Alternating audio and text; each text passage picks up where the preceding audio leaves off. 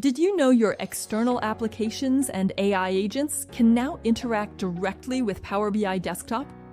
Introducing Power BI Desktop Bridge, a secure local server that enables external applications and AI agents to communicate directly with your Power BI desktop, unlocking new possibilities for automation and AI-assisted report development. Here's what you need to know. Capabilities.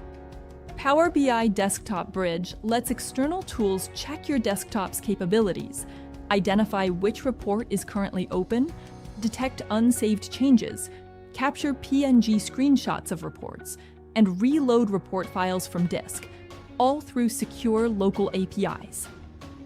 Why it matters. AI agents can already generate code and automate repetitive tasks.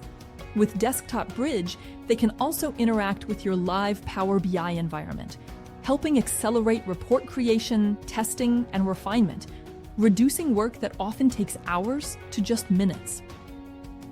Getting started. Desktop Bridge is enabled by default.